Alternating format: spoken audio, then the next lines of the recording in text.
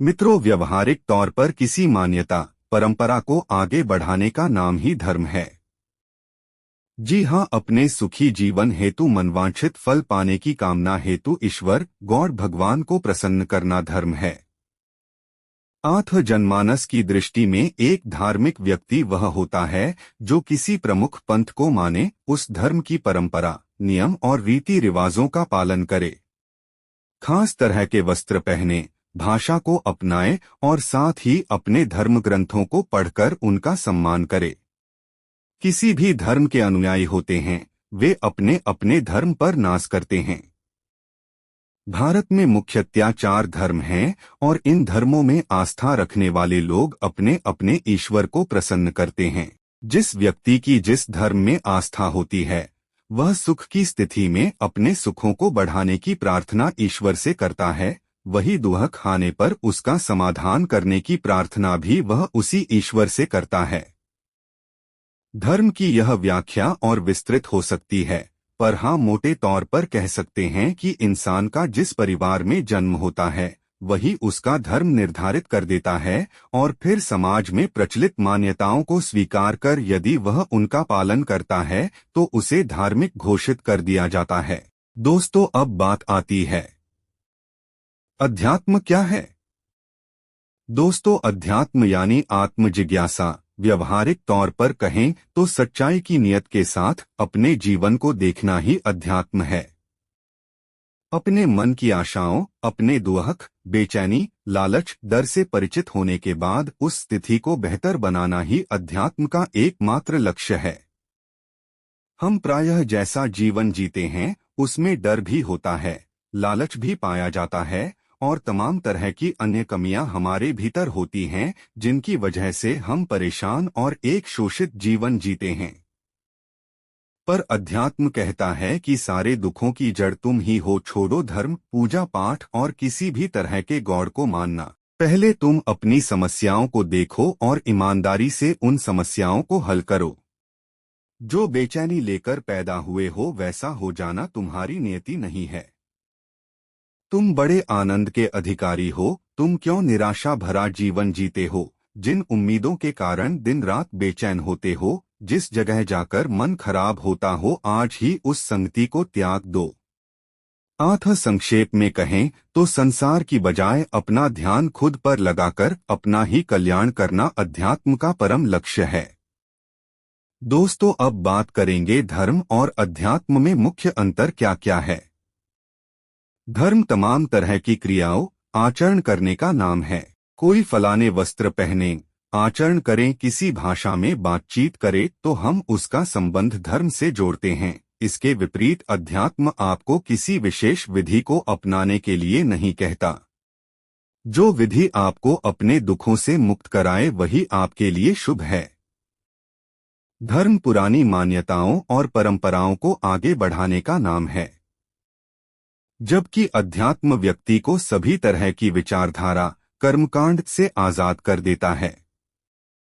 धर्म सुख पाने का नाम है। चाहे संकट का समय हो या फिर किसी मनोकामना को पाकर उसका सुख भोगना हो, व्यक्ति अपने छोटे छोटे सुखों के लिए अपने गॉड भगवान अल्लाह के पास जाता है। दूसरी तरफ अध्यात्म आपको इन छोटे छोटे सुखों के पीछे भागकर फिर से दुखी होने की अपेक्षा उस ऊंचे सुख को पाने के लिए कहता है जो शाश्वत आपके पास रहेगा। धर्म का नाम प्रतीक और पहचान होती है, उसमें अनुयायी होते हैं जो किसी विशेष बात को मानते हैं, पर अध्यात्म मात्र सच्चाई का साधक होता है। सत्य के सिवा वहां किसी गुरु भगवान का जिक्र नहीं किया जाता। अध्यात्म कहता है सच ही परमात्मा है, वही सबका बाप है। आमतौर पर जिस धर्म में व्यक्ति की आस्था होती है वह उसके केंद्रीय गॉड को प्रसन्न करने का प्रयास करता है। विशेषकर वह धार्मिक पर्व इसलिए मनाता है ताकि वह ईश्वर को खुश कर सके। पर चूंकि अध्यात्म में कोई देवता, कोई गॉड नहीं है, वहां मात्र सत्य है। और सच्चाई का जब न कोई रूप है न रंग है, भला उसे कौन प्रसन्न कर सकता है। प्रायः धार्मिक व्यक्ति को कोई समस्या होती है तो वह अपने दुख के समाधान के लिए ईश्वर से प्रार्थना करता है। पर दूसरी तरफ अध्यात्म साफ कहता है, जानो कि समस्या कहाँ है और लगता है आपके नियंत्रण में है तो उसे ठीक करो, अन्यथा उसे अपने हाल पर छोड़ दो। धर्म व्यक्ति को विशेष नियम और त्याग का संदेश देता है, अध्यात्म नहीं। सुबह शाम पूजा पाठ करना, धर्म ग्रंथ को पढ़ना, खास तरह के वस्त्र पहनना, विधियां आजमाना, ये सब धर्म में आजमाया जाता है। अध्यात्म व्यक्ति को ऐसी किसी भी चीज के लिए प्रोत्साहित नहीं करता।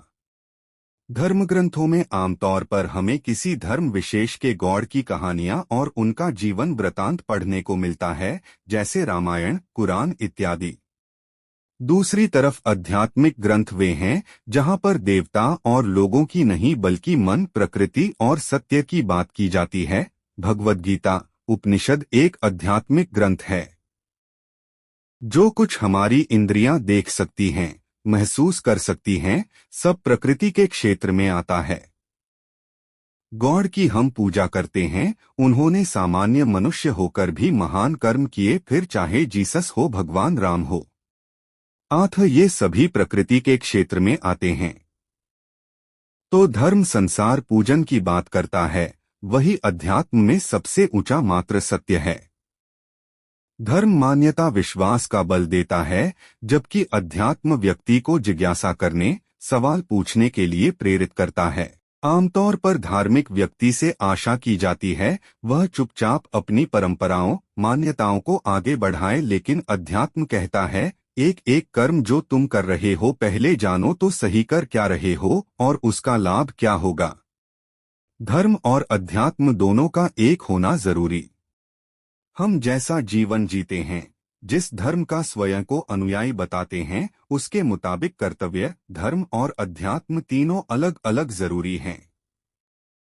अपने परिवार और समाज के प्रति जो हमारी जिम्मेदारियां हैं, उसे हम कर्तव्य कहते हैं। किसी विशेष तरह का आचरण करने, परंपरा को यथावत आगे बढ़ाना धर्म है, और अध्यात्म इन दोनों से आगे की चीज है, जो हमें आत्मजिज्ञासा करने की शक्ति देता है। ऐसा ही है न हमारे मन का मानसिक मॉडल जो इन तीनों में भेद करता है। पर अगर एक समाज हो जहां धार्मिक परंपराओं पर ठोस विश्वास रखने और पंडितों, धर्मगुरुओं की बातों पर आंख मूंद कर यकीन करने की बजाय लोग सच्चाई जानने पर यकीन रखते हों, तो ऐसे समाज में आप पाएंगे धर्म, कर्तव्य और अध्यात्म तीनों का आपस में मिलन हो जाता है। यह तीनों एक ही बात है। आइए जानते हैं कैसे। देखिए, धर्म हो या अध्यात्म व्यक्ति के जीवन में इसीलिए होते हैं ताकि व्यक्ति जीवन में मूर्खता करने से बचे, उसे कम से कम दुहक हो और वह एक सही जीवन जी सके। ऐसे में व्यक्ति का पहला और सबसे बड़ा कर्तव्य या धर्म क्या है? एक सही जिंदगी जीना। तो इस तरह धर्म और कर्तव्य का मिलन हो गया और अब सवाल है, एक सही जिंदगी कैसे जी सकती है? इसे जानने के लिए अब अध्यात्म की आवश्यकता पड़ेगी, क्योंकि जिंदगी अच्छी या बुरी जीनी तो हमें है, तो पहले हमें खुद को समझना होगा। और यहीं पर गलती हो जाती है। हमें लगता है खुद को जानने की क्या जरूरत? ये मन क्या है? ये क्या पाना चाहता है? ये शरीर क्या है? इसे शांति कैसे मिलेगी? बिना इन प्रश्नों का जवाब पाए बिना हम कोई भी कर्म कर लेते हैं, और उसका परिणाम ये होता है कि चाहे इंसान कुछ भी कर ले, मन उसका शांत ही नहीं होता। आज इसी बात का परिणाम यह है कि खुद को शांत और खुश करने के लिए हमने प्रकृति को भी कहीं का नहीं छोड़ा। सारे जंगल मिट गए, जानवर लुप्त होने की कगार में हैं। जितना विकास हमने अपने लिए किया, उतने बड़े खतरे के संकट में आज हम हैं। तो ये होता है जब हम खुद को नहीं जानते। हम जब खुद को शांत नहीं कर पाते तो हम दुनिया में अपनी शांति तलाशते हैं और फिर लोगों का और इस प्रकृति का नाश करते हैं। पर चूंकि व्यक्ति अगर आध्यात्मिक होगा, यानी जिसे अपना हाल मालूम होगा, ऐसे इंसान को अपना कर्तव्य और धर्म भी मालूम होगा। हम कह सकते हैं कि कर्तव्य, धर्म और अध्यात्म तीनों एक ही हैं, पर चूंकि हम नासमझ हैं, इसलिए हमें यह तीनों अलग अलग दिखाई देते हैं। इसलिए स्वयं भगवान श्री कृष्ण को कहना पड़ा, अर्जुन, सब धर्मों को त्याग कर तुम मेरी अर्थात सत्य की शरण में आ जाओ। जय श्री राधे, जय श्री कृष्ण।